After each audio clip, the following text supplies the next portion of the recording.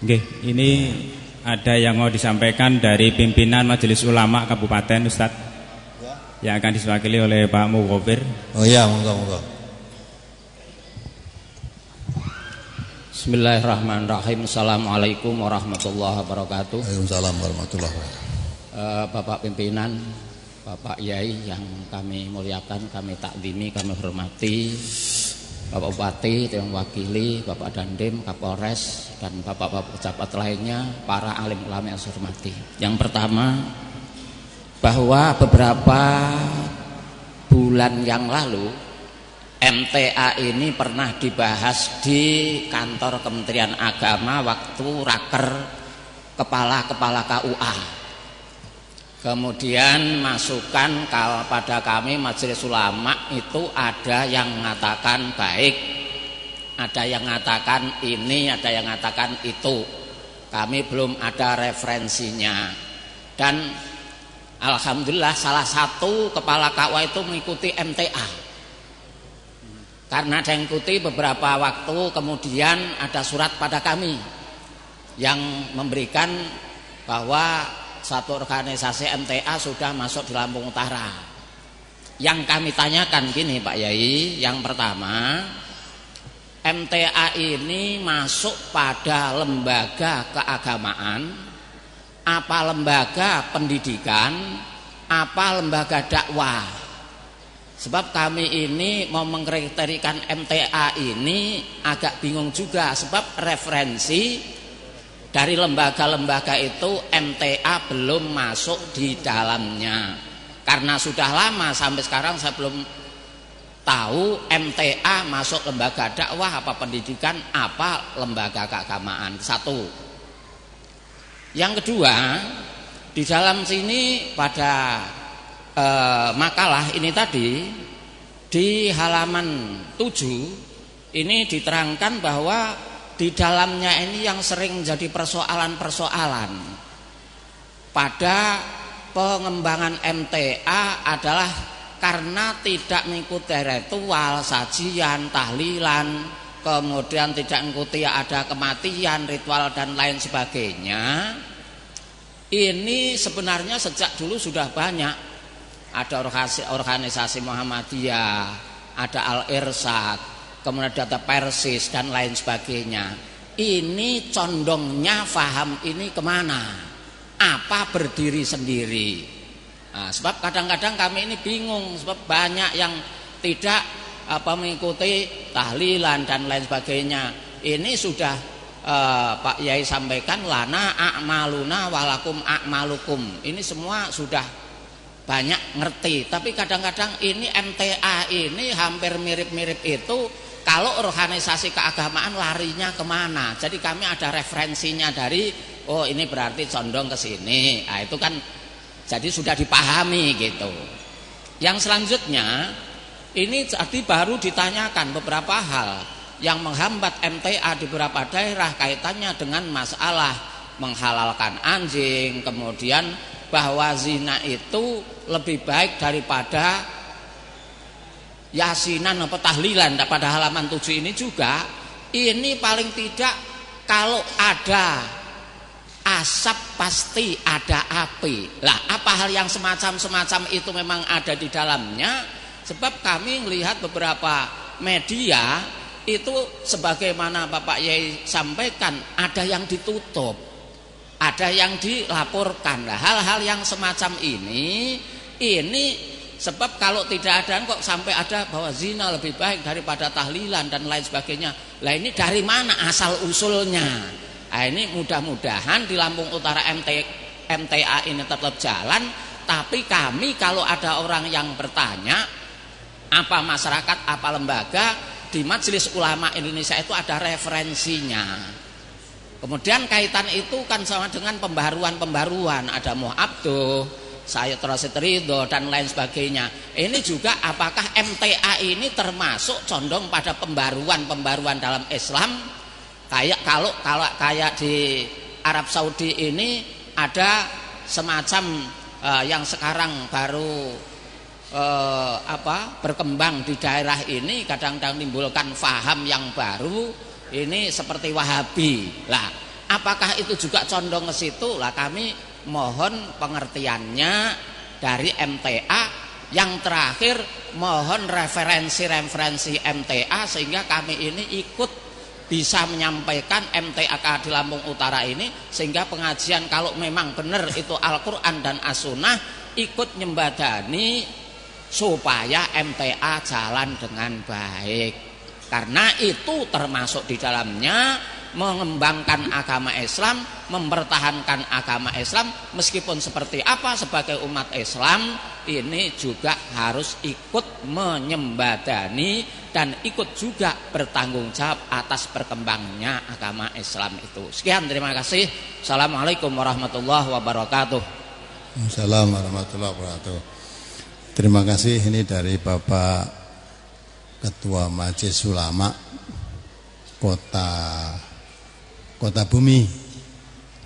Sedikit saya jelaskan. Pertama, pertanyaan Bapak tadi, MTA itu masuk lembaga keagamaan, lembaga pendidikan atau lembaga dakwah. Tadi sudah saya jelaskan dari awal, MTA itu bukan partai politik, bukan yayasan, bukan organisasi massa, tetapi lembaga dakwah yang berbadan hukum, yayasan. Kegiatannya tentu di bidang dakwah. Dakwah di dalam Islam itu yang paling baik, tadi sudah saya katakan dalam brosur ini pun kami siapkan. Allah mengatakan, wa man ahsanu qawlan mimman da'a ilallah wa amila sholihan wa qala innani minal muslimin. Itu dakwah yang dilakukan MTA. Kata Allah, yang paling baik manusia itu mengajak orang-orang untuk taat kepada Allah, mengajak manusia ini untuk beramal soleh, dan menyatakan diri innani minal muslimin. Itu. Kemudian yang didakwahkan apa? Rasulullah sallallahu alaihi wasallam mewariskan Islam itu dua hal. Taraktu fikum amroini lan tadillu ma masaktum bihima kitabullah wa sunnatan nabiyhi.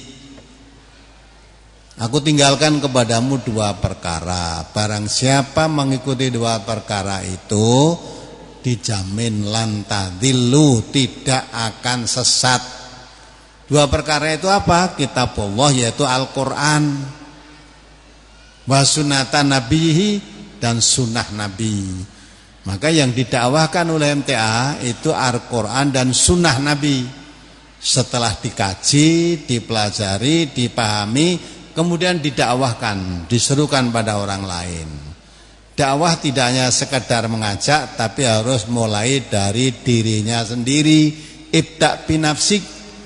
Islam tidak hanya teori-teori disampaikan begini begitu, tapi harus diamalkan, mengamalkan. Biasa Bapak, kalau tadi ada orang, dan ini biasanya digunakan begitu, kalau tidak ada api, tidak ada asap, itu tidak bisa dipakai di dalam Islam. Justru api ini sumbernya api fitnah kalau mau dipakai. Sumber fitnahnya timbul dari orang yang namanya Marzuki Mustamar, seorang kiai dan dia seorang dosen Universitas Islam Negeri Malang. Sudah didatangi oleh ketua MTA perwakilan Malang karena pidatonya dikasetkan terus disebar di mana-mana, nyetel itu yang tidak suka pada MTA, nyetel itu. Datangi, Bapak tahu dari mana kok bicara Pak MTA itu betul menghalalkan anjing, apa betul MTA itu mengatakan zina lebih baik dari tahlilan? Jawabnya apa? Itu yang mengatakan teman saya. Ya, seorang kiai kalau berkata sesuatu yang jelek mengatakan itu teman saya, itu pun sudah tidak benar.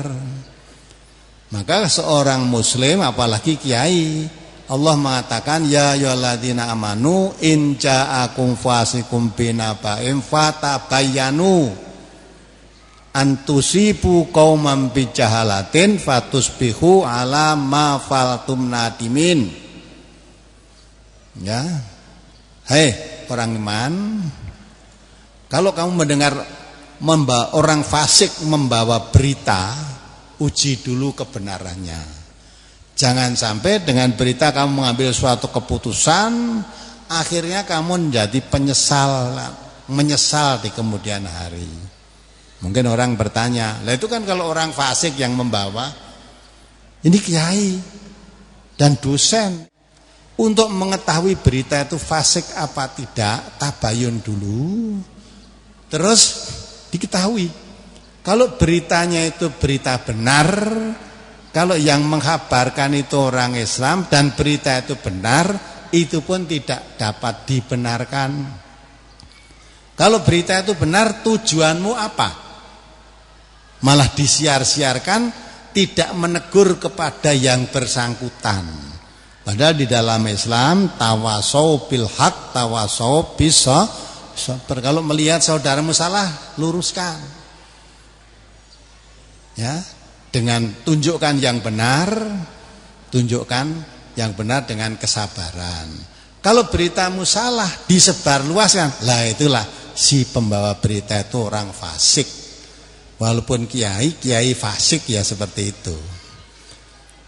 Itu bukan ngomong kosong, itu sudah sampai berita itu.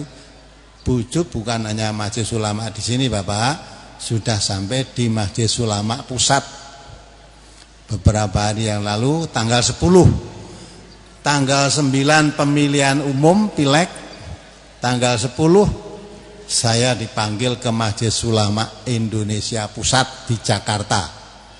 Saya kemudian Pak Harto, pengurus pusat yang sekarang juga ada di sini, Pak Medi, datang di sana, Dr. Suparno yang pernah juga ngajar di sana, mana itu di Pontianak ya, dipanggil di sana.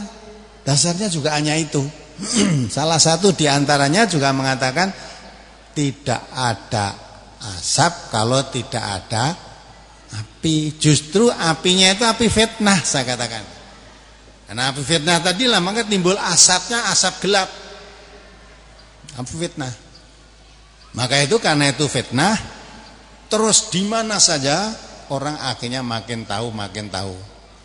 Ada suatu tempat di Wonosobo.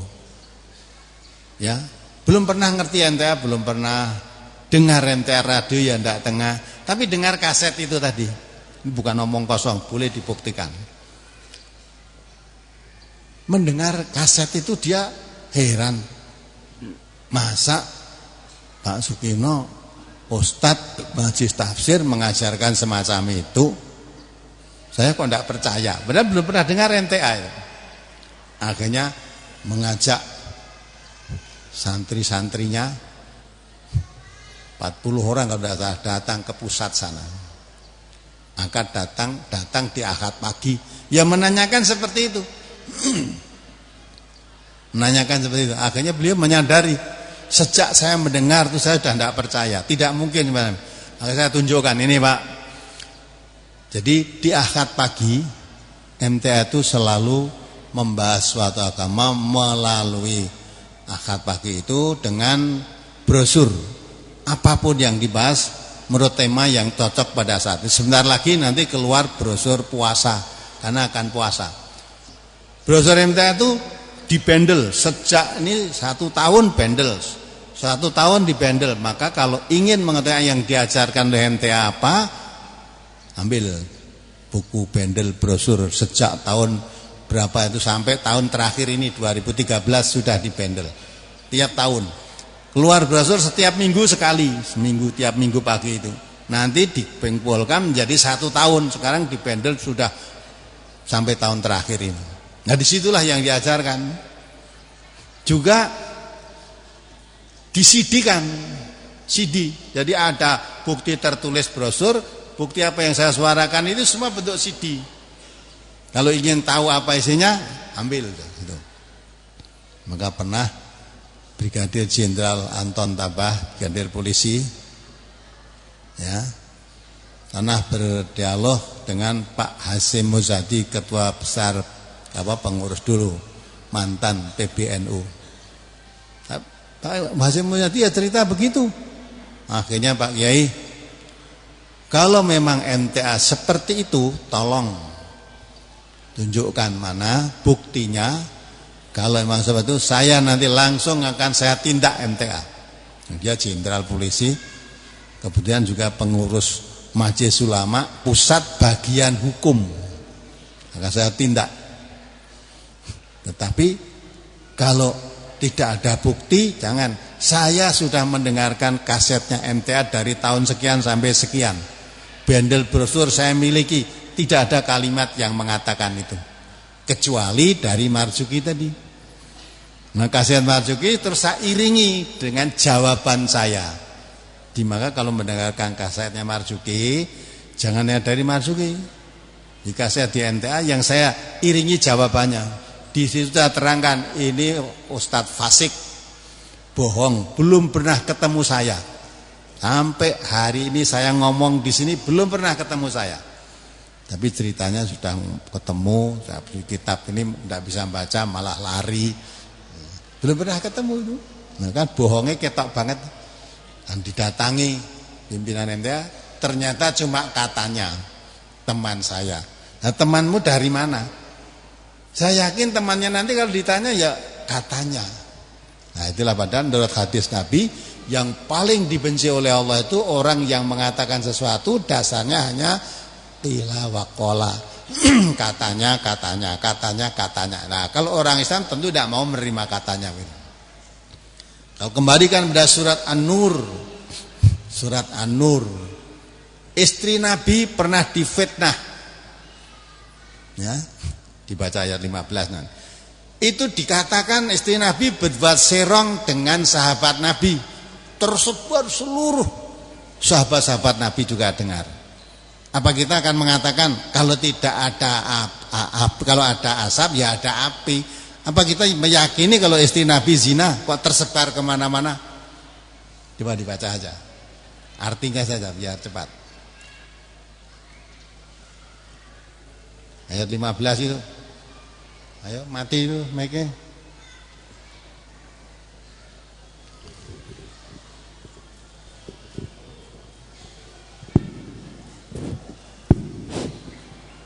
Surat An-Nur surat ke-24 ayat 15. Artinya, ingatlah di waktu kamu menerima berita bohong itu dari mulut ke mulut, dan kamu katakan dengan mulutmu apa yang tidak kamu ketahui sedikit juga, dan kamu menganggapnya suatu yang ringan saja, padahal dia pada sisi Allah adalah besar.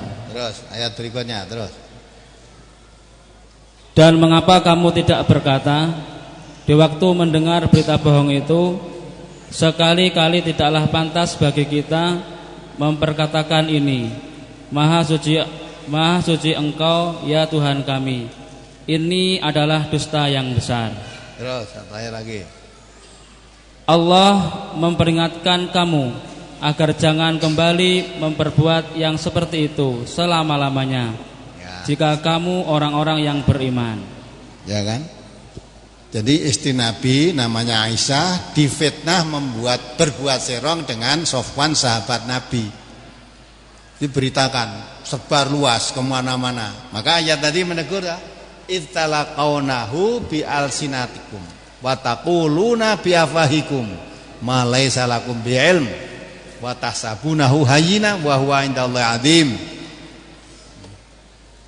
Ingatlah kamu ketika menerima berita bohong dari mulut ke mulut, kemudian kamu sampaikan dengan mulutmu juga. Padahal berita itu dasarnya hanya dari mulut, katanya ini, katanya ini, kamu sampaikan juga. Itu kamu anggap menyampaikan berita bohong tadi dasarnya hanya dari mulut ke mulut, kamu anggap itu suatu yang ringan. Kamu anggap suatu yang ringan. Padahal sisi Allah itu wa huwa indallahi azim. Di sisi Allah itu adalah perkara yang besar. Padahal kamu hanya mengatakan hayyinan. Wa taquluna bi afwahikum ma laysa lakum bihi ilm wa tahsabunahu hayyinan. Kamu mengatakan sesuatu yang kamu sebetulnya tidak tahu ilmunya, kenyataannya itu enggak tahu. Tapi kamu menyampaikan itu ringan saja.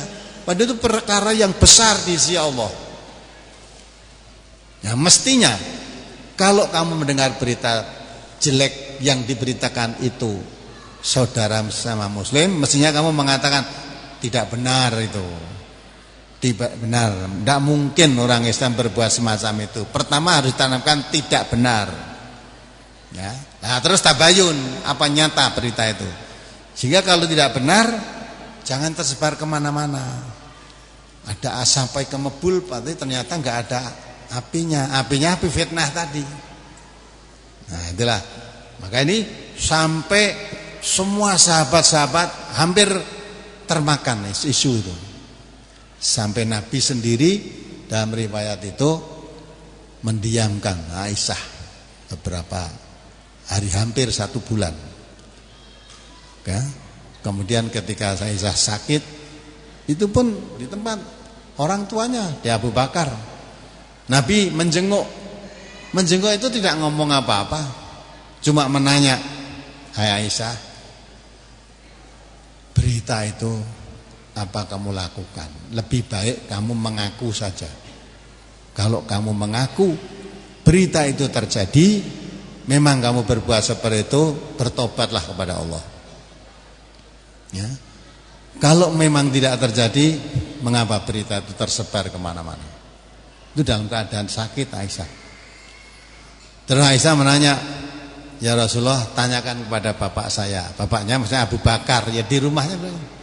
Abu Bakar menjawab, "Saya suruh menjawab apa kalau sudah berita semacam itu?" Ya sudah. Nangis akhirnya Aisyah. Nangis, tidak butuh jawaban dari orang lain, termasuk dari bapaknya. Nangis pada Allah. Nah, turunlah ayat itu dari surat An-Nur ya 11 itu.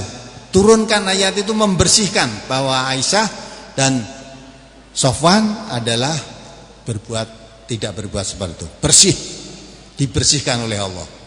Lah ketika turun ayat itu dibersihkan oleh Allah, Nabi membacakan ayat itu. Ketika Nabi duduk di situ, keluar keringat yang luar biasa. Ternyata turun ayat itu. Setelah itu Nabi menyampaikan. Terus Abu Bakar mengatakan, "Hai Aisyah, bangunlah kamu.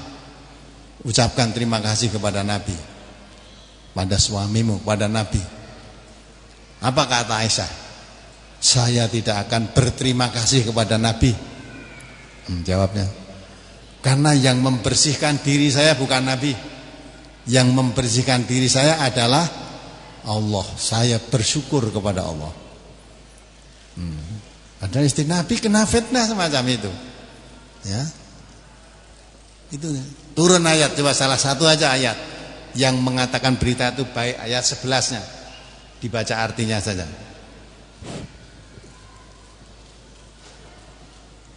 Ayat 11. Sesungguhnya orang-orang yang membawa berita bohong itu adalah dari golongan kamu juga. Janganlah kamu kira bahwa berita bohong itu buruk bagi kamu. Bahkan ia adalah baik bagi kamu.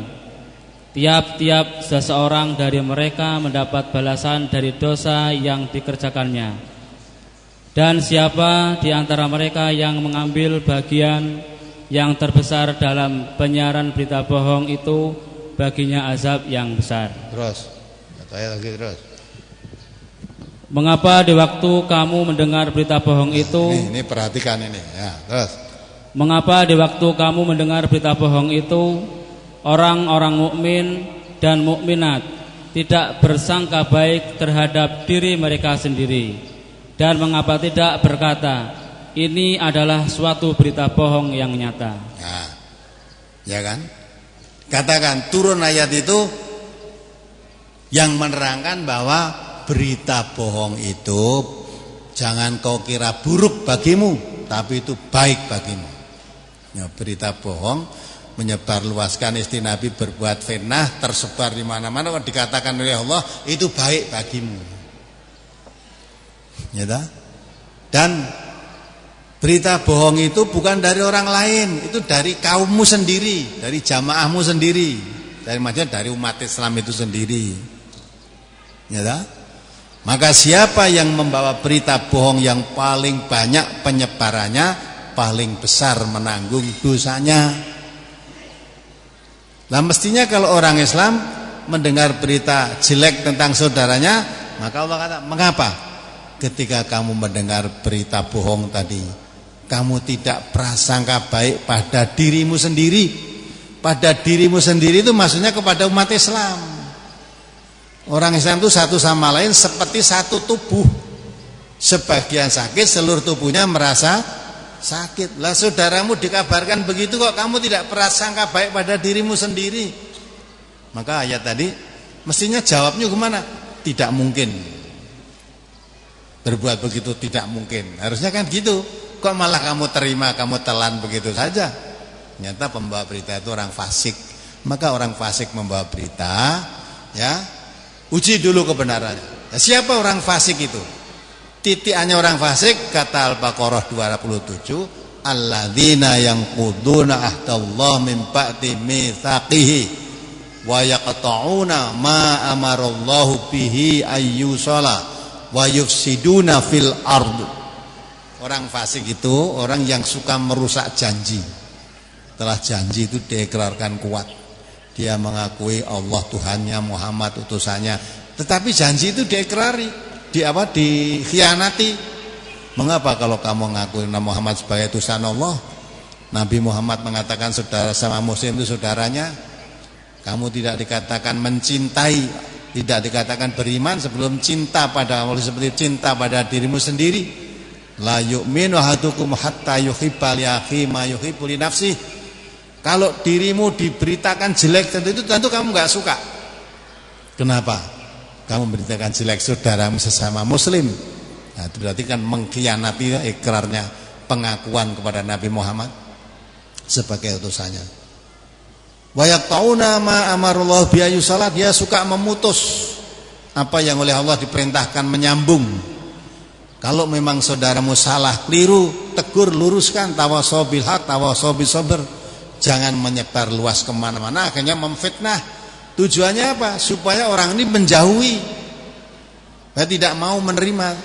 Nah, diluaskan lagi supaya tidak suka dengan pengajiannya. Pengajian orang yang kumpul-kumpul judi, kumpul-kumpul pelacuran, kumpul itu aja tidak pernah kamu. Lah kok judi, pengajian malah kamu sebar fitnahnya seperti itu. Nah, itu kan? Maka itu memutus supaya hubungan masyarakat satu yang lain timbul kedengkian. Wa yufsiduna fil ardi, berbuat kerusakan di muka bumi. Maka kita harus hati-hati terhadap begitu itu. Jangan-jangan memang negeri kita ini sekarang kan negeri sedang sakit mentalnya. Ya. Sesama muslim beda paham, beda pendapat, serang menyerang. Itu azab, sekarang itu azab Allah. Jangan merasa bangga. Diazab kita itu. Salah satu di antara bentuk azab dalam surat Al-An'am 65, qul huwal qadiru ala ayyab asa alaikum adzabam min fawqikum aw min tahti arjulikum aw yalbisakum syi'an wa yudhiqa ba'dakum ba'sa ba'din. Undur kaifa nusariful ayati la'allahum yaqahun. Allah berkuasa mengirim azab kepadamu dari atas kepalamu. Dalam tafsir diterangkan atas kepala misalnya disambar petir dan hujan batu. Ini sudah terjadi hujan batu di Merapi, saya menyaksikan itu. Sambar petir, sambar awan panas. Nah, itu. Atau di bawah kakimu banjir, tanah longsor terjadi di mana-mana. Yang ketiga, memasukkan kamu kepada suatu golongan yang selalu bertikai, ingin menjatuhkan saudaranya. Persaudaraan sesama muslim sekarang sudah tercabik-cabik. Nabi kita mengatakan sama muslim itu haram darahnya, haram hartanya, haram kehormatannya, sudah tidak dipedulikan lagi. Bahkan kadang-kadang membunuh saudara sama muslim merasa lega. Menjatuhkan kehormatan, kewibawaan sesama muslim merasa puas. Menghina, merendahkan merasa bahagia, padahal itu haram. Melakukan sesuatu yang haram kok bisa puas? padahal yang diinginkan surga. Nah inilah Bapak, jadi sumbernya tadi ini sekarang sudah ditangani di Mabes Polri dan sudah sampai di Majelis Ulama Pusat. Saya sudah dipanggil, ternyata dasarnya ya hanya itu. Terus minta saya berikan brosur dari tahun, kumpulan brosur dari tahun 2005 sampai 2013. Saya kirim kaset, saya kirim berapa bendel. Nah, wah kurang apa lagi. Setelah Liano Pak apa itu Profesor Khalil Nasid ya, Pak Profesor ada Profesor Khalil Nasid itu mengatakan ya sejuk setelah saya mendapat pendengaran, mendapat jelasan dari Ustadz ini sejuk, tapi di masyarakat kok suaranya lah, itu yang perlu diselidiki. Siapa yang membuat kok timbul begini, ini coba dicari sumbernya dari mana, nanti kan ketemu. Jadi jangan sampai dikatakan MTA bikin resah, sebetulnya yang resah itu bukan. Maka di sini diterangkan MTA datang tidak membawa keresahan, tetapi menyebarkan kedamaian dan kasih sayang. Karena dakwah kata Allah itu qul la as'alukum alaihi ajran illal mawaddatan fil qurba. Katakan Muhammad, saya tidak minta upah pun terhadapmu tentang dakwahku, kecuali supaya timbul rasa kasih sayang di antara kalian. Di ayat lain, in ajriya ila ala rabbil alamin, saya hanya mengharap upah dari Allah semesta alam. Nah kalau sampai terjadi bikin resah ini, kurang memahami, tapi sudah mendengar berita jelek tanpa diuji kebenarannya. Nah itulah, maka ini yang kemudian yang kedua, condong paham kemana, karena tidak ikut selamatan dan sebagainya. Bapak, kalau saya dalam brosur tadi sudah saya jelaskan, yang menjadi permasalahan di berbagai daerah ada sama, yaitu karena kami warga MTA tidak ikut kenduri, ya, sesaji di tempat-tempat yang dianggap keramat. Karena di Jawa sana kenduri biasanya saji-saji di tempat keramat, yang dianggap keramat supaya tidak ganggu orang lain, tidak nempeli orang, tidak sajeni. Quran itu mengatakan innamal khamru wal maisiru wal ansobu. Ansob itu menyembelih untuk sesaji. Maka kalau sesaji menyembelih itu MTA tidak ikut. Ya, dan tidak ikut acara selamatan kematian pada hari ke-7, hari 40, hari 100.000 dan sebagainya. Bukan tidak ikut tadi, yang di sini tidak ikut acara selamatan kematian. Mengapa tidak ikut? Di sini sudah diterangkan, menurut keyakinan kami itu laisa minal Islam, tidak ditemukan dalam Islam. Sedang Allah mengatakan dalam surat Al-Isra ayat 36, wala takfu ma laisa laka bihi ilmun inna sam'a wal basara wal fuada kullu ulaika kana anhu mas'ula. Kamu jangan ikut perbuatan ibadah yang kamu belum tahu ilmunya, karena nanti sam'a pendengaran akan ditanya, kamu melakukan begitu mendengar keterangannya siapa? Wal basara penglihatan, kamu melakukan perbuatan ibadah seperti itu melihat prakteknya siapa?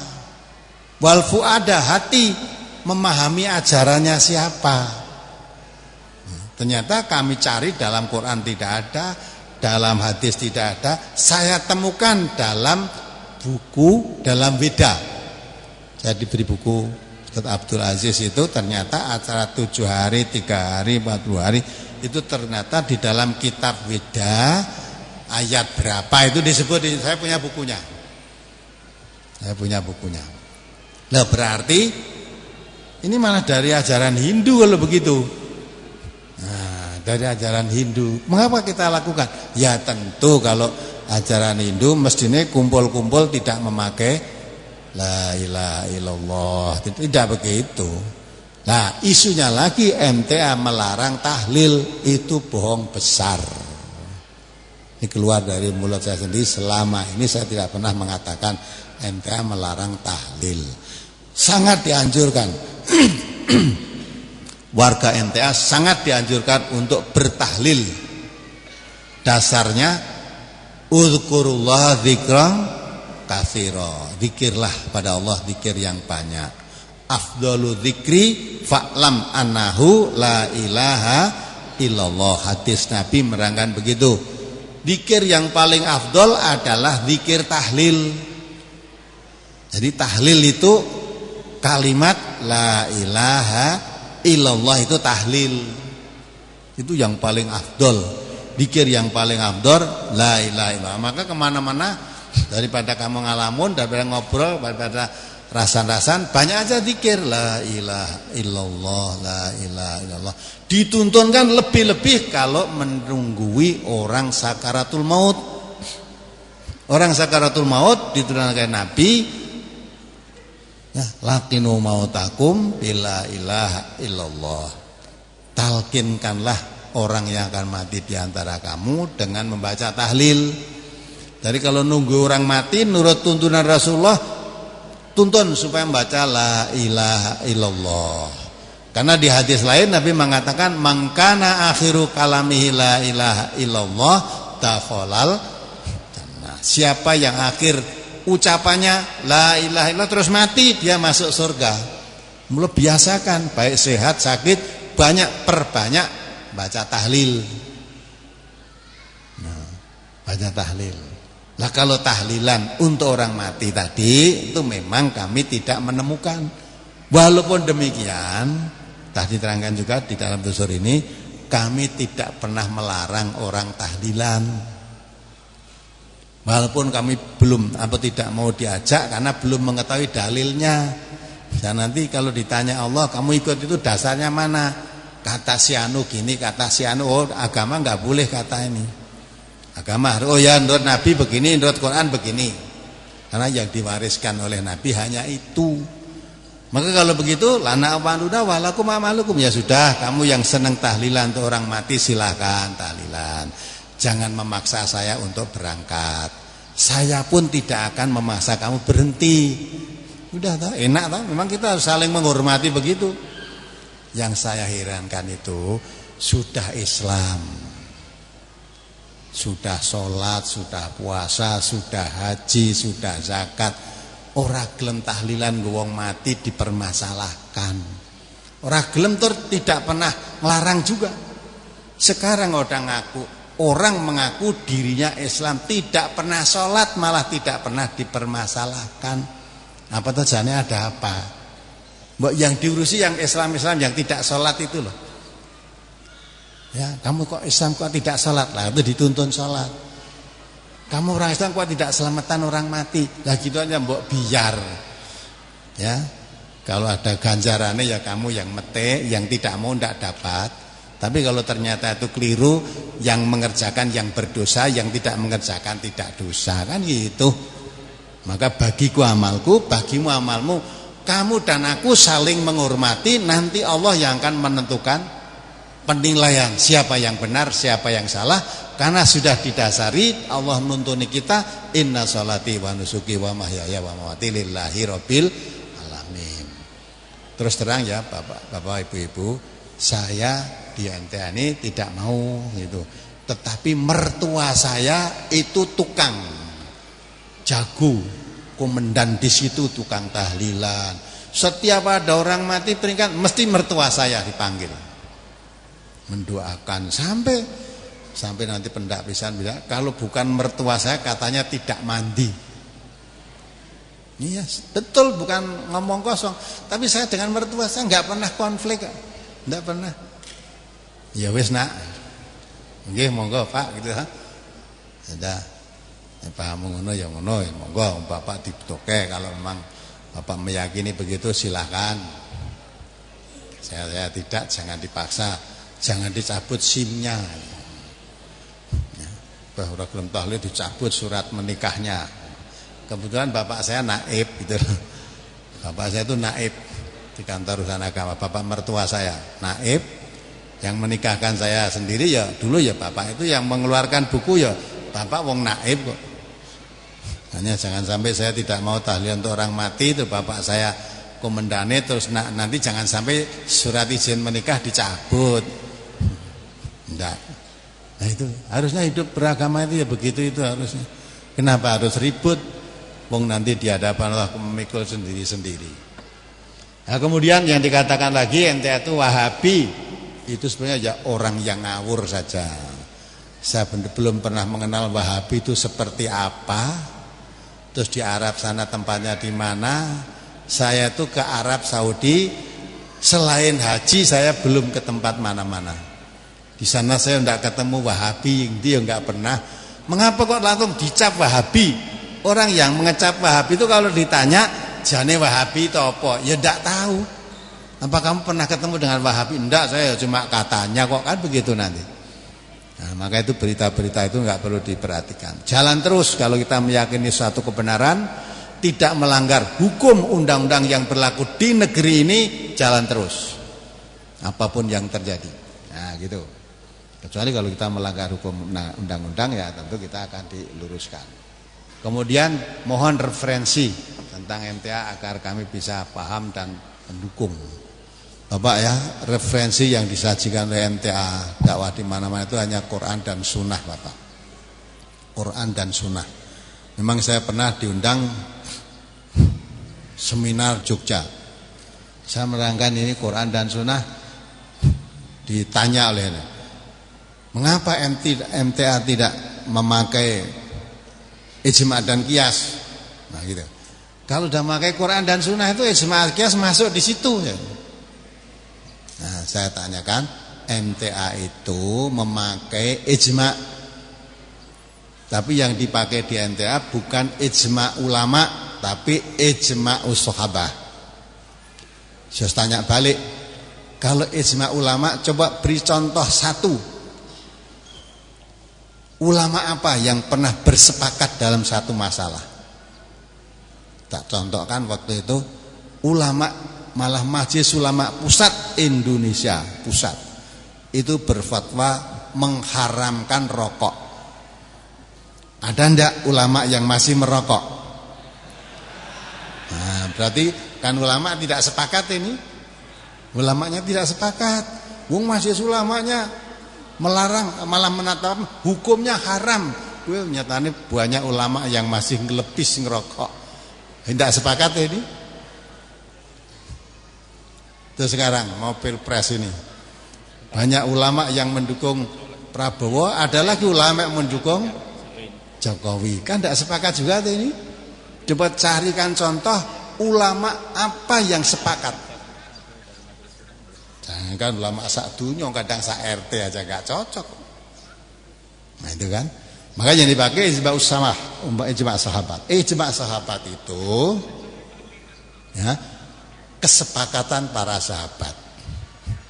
Sahabat dahulu zaman Nabi hidup, ketika orang berbuat minum khamr, mabuk itu dicambuk 40 kali. Setelah Nabi wafat, ketika Khalifah Umar dicambuk 80 kali. Sahabat-sahabat yang lain masih hidup diam, menyetujui. Ketika Khalifah Abu Bakar, Umar sholat Jumat adzan 1 kali. 1 kali adzan. Ketika Khalifah Utsman adzan 2 kali.